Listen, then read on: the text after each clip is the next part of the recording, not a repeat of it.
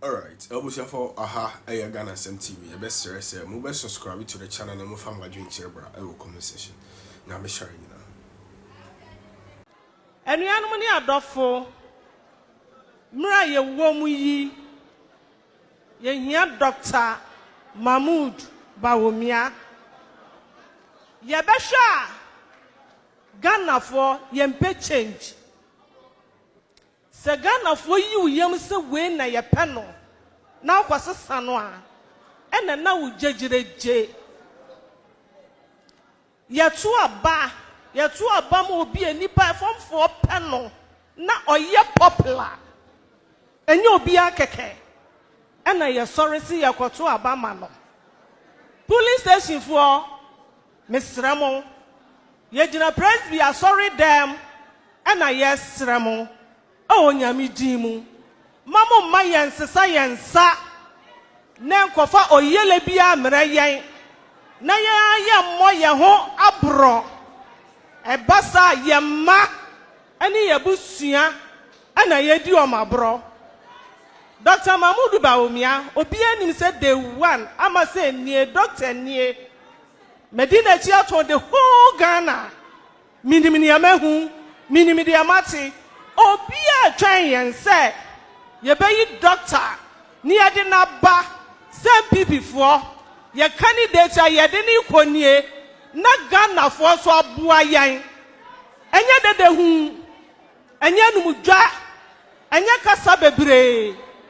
Dr. Mahmoud BAWUMIA brane ho ase odafo mboko ontwampua onye papa mfa nkwatena baby nka sani pai ana yetu abama na Ghana fo ho beto no na yen MPP fo so ye ho ato yen wonhwa sese baby a ye gina ye hu si yakoye nimo se ye ba ye chi o ye ma o ye nananom ye ofa asefo ye busuafo bra ye bre no sanka 2024 ye to abama Dr. Mahmoud BAWUMIA baya kaminu mienu yada naka yada nanso esan se ye sesa yensa no na akofo hawa nyina bre yen ye hu bi pen akwatia ye hu bi pen ni esi wakwatia ha enne ama kwatia MPP ye won twetwede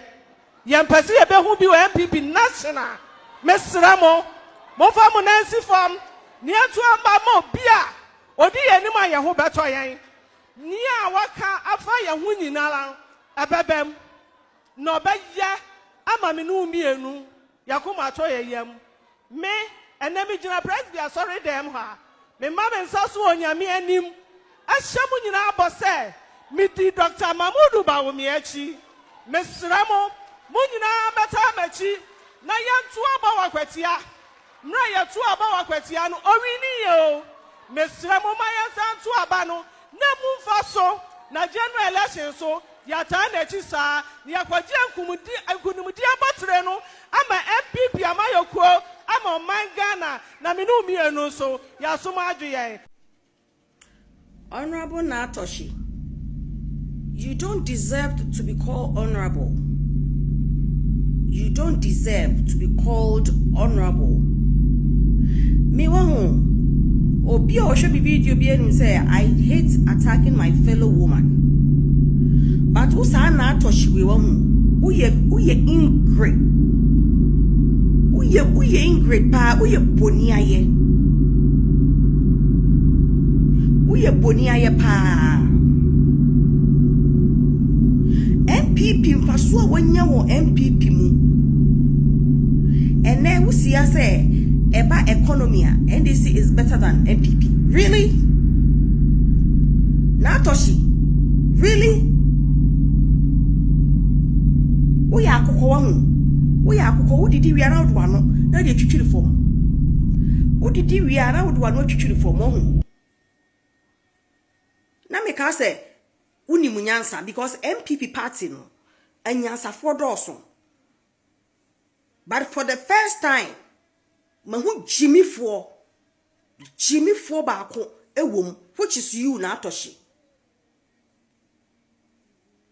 sika ebedi di wunsam kra na wo say wo de ma enkofo de ye adwuma ne ade nyina wan fa ama omo utina sika no so we are selfish, we are ingrate,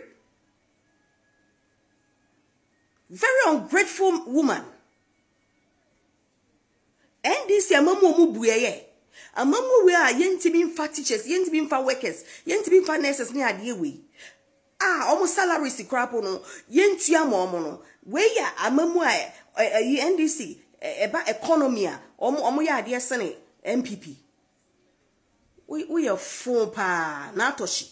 We are phone pa. Mene me kona mesa no chioe. Obesu keban. Na toshi. Min kebo mene gbina gashi. Obesu you are an opportunist. You are an opportunist. Yoko ni dia ombe frefre mu nyina o mboko accountability no mboko ko yiyi mu ho ano sika ne de ma wo na wo tena so na wudi ye no na wa fa mama ya fa anya dwuma se de wo se de ye uboko ko bu ho akonta se nunti e na wo kikasa ho kwasia kasa na kwasia keka na ene ejai na MPP aboa wo pa MPP ana ama wo obi ehu se ye wo obi e friend na atoshi.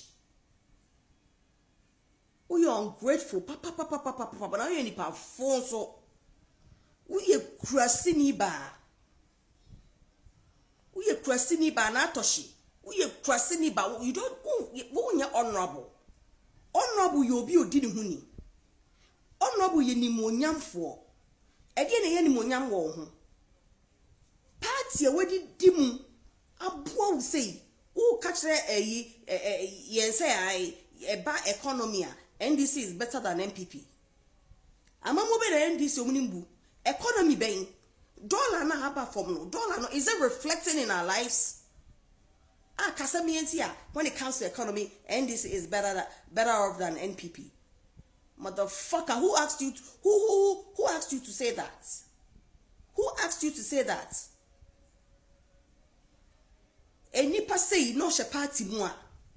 Onipa say no she party mo o shemusu no the deep party na say who's all your opportunist now di BAWUMIA chi say a wo se hwem okakodi Kennedy Agyapong camp chimi for mienu mo kasa mo hwe grounds at Kennedy Agyapong obe wini primary so Kennedy Agyapong obe wini mo hwe grounds a me ni Kennedy Agyapong Ken wo onye smart BAWUMIA be ma show down.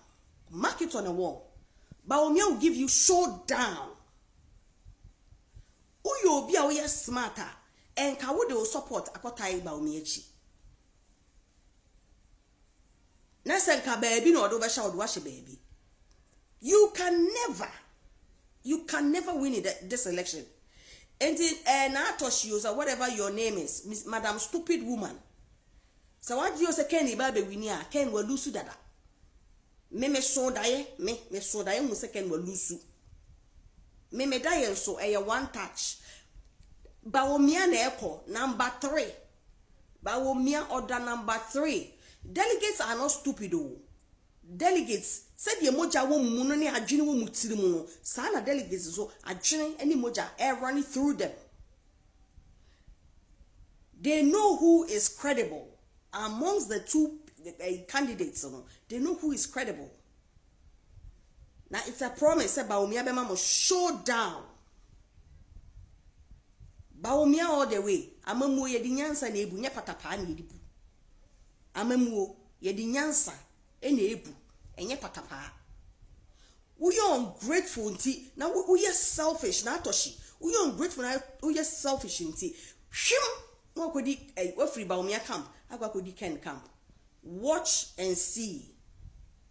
Watch and see. Odeshi. BAWUMIA all the way. Order number 3. Delegates. Mamunye mistake. Ken sorry no mu di NPP before the German people before the contract be brebe onya ye mi busamo. Obremu bi mamudi contract be brebe Kennedy Agyapong onya ye obremu bi mamudi ye.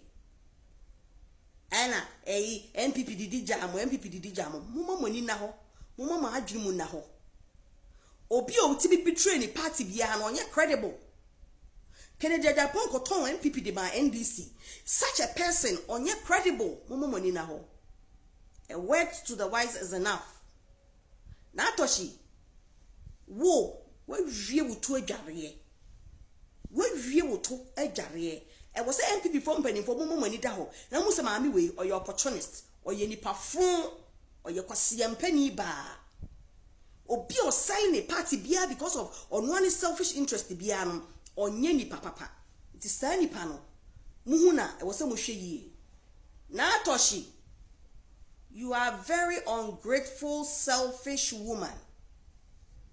You are a very selfish woman. We are crasini when in so sante when in tea na make us when yate when in tea because obi na ni tibia on selling the party da ofumu nipa fun e cancer fun rubbish abusuya me church ya obi bia mikutankra e de bre osofo owusu bempa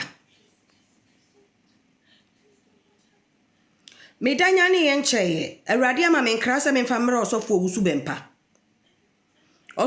bempa ye wo kromu ha e na wo ka kire yen ansa na ye koto aba 2024 ka kire se Ghana fo ye nim ne ebo ehu musuo eto yaba e de ba His Excellency John Dramani Mahama amane ne nsotwe ebetoto ye o ma we mu no ebeji ensem esa se papa no ne nsa hu wo moja eni na anu ani na nsa esa se woni agrada anya asem na ukotwe ituo na MPP pani forma amra ne eye adwuma no wosi wati kwa pai e na wo sa ye U10 e na wo be hye nkomtro se onyankopɔ se yi a kire wo se jo mama nsa wo moja no e me se wo de acid akwa kokokoro nti moja bia ni nsa ho biem e na Ghana fo so se so madwin mu embre nti wo mkoto aba eyi John Mahama betina asu yi osofo wusu bempa e moja na wo se e won nsa e koso ye hu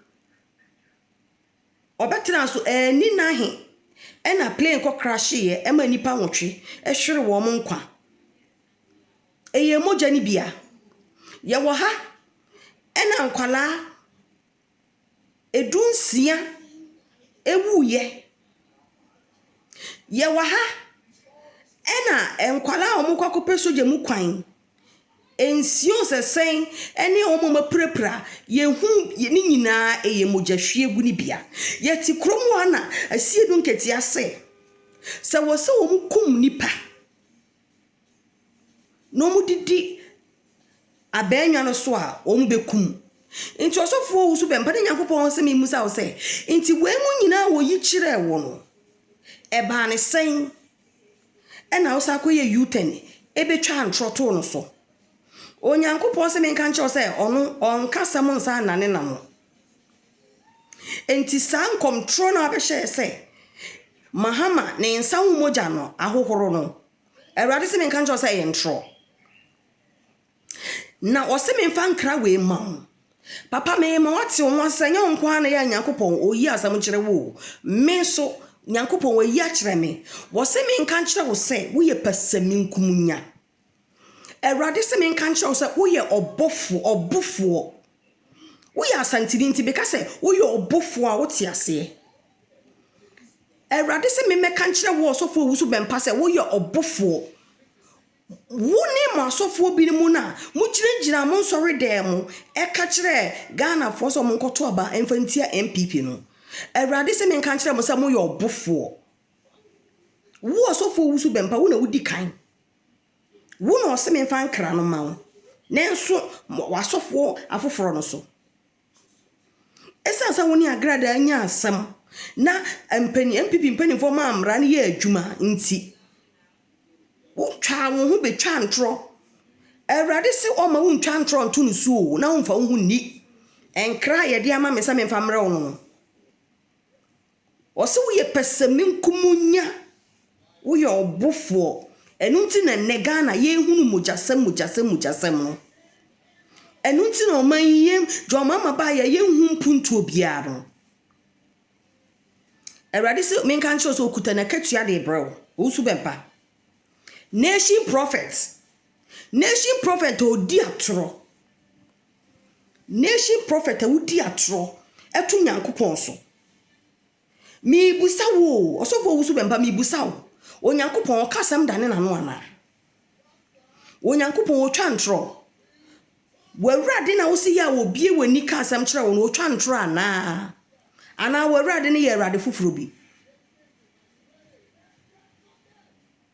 NDC ba bebu o man ya ebedi o man so ade papa be no mtimi ye mayen ye ka se NDC fo nkyere legacy ba kokora wo ewo agya wo Ghana biase we mu a o betimi akere o mu betimi akere bia na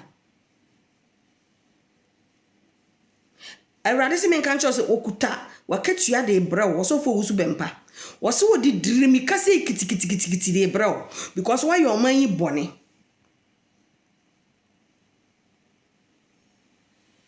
why your man yi bone MPP ba o man yi o ye niema e de boa Ghana man manyina kofo ba ye school feeding ono de ba ye Emma ye ko one ye ko free ye continental free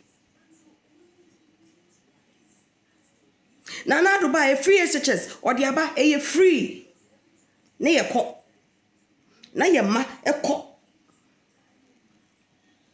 drone system nana do de buy digitalization nana do de buy Ghana card nana do and BAWUMIA and de buy in the history of Ghana, Nana Dubai, woma friend say a soldier for say police for helicopter miensa. In the history of Ghana, Nana Dubai navy for one more ships. A friend say boat omufa and 1990 yensu so emo yensu no yensu no ho eban. Said ye be oboni fo binti binfa so emfa bibi ebeton hye yeso. In the history of Ghana, Ghana ni one ambulance say. Em say ma ko 30. John mama breso. Any John Evans atamels abreso. Any Rollins abreso nyina no. Na ambulance say one say 30. Na do buy ambulance say hin no de bre yen. And the district bia e wo ambulance.